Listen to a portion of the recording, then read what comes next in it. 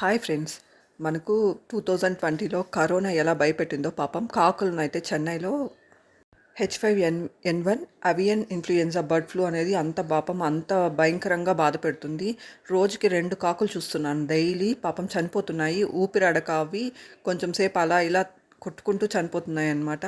పాపం అవైతే కనీసం మనుషులకైతే వ్యాక్సినేషన్ అలాంటిది ఉంటుంది, కానీ వీటికి అవి కూడా ఉండవు. చూసారు కదా పాపం ఎలా చ ఇలానే కొట్టుకుంటూ అదే ప్లేస్లో పడి చనిపోతున్నాయి. నేనైతే డైలీ మా పార్క్లో 2-3 కాకులను అయితే చూస్తాను ఒక్కొక్క ప్లేస్లో అలానే కొట్టుకుంటూ చనిపోతున్నాయి. దీనికి కారణం H5N1 అవియన్ ఇన్ఫ్లుయెన్జా అంట. అవి డైరెక్ట్గా వాటి ఊపిరి తీసుకునే వాటిపైన ఎఫెక్ట్ చేసి చనిపోయేలాగా చేస్తాయంట.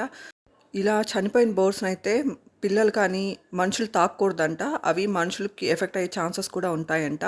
పెట్స్ అంటే డాగ్స్ కూడా వాటిని టచ్ చేస్తే వాటికి కూడా ఎఫెక్ట్ అయ్యే ఛాన్సెస్ చాలా ఎక్కువగా ఉంటాయి. సో పెట్స్ పిల్లలైతే కొంచెం టైం అయితే కుక్కల్ని పెట్స్ని ముట్టుకోకుండా ఉంటే మంచిది.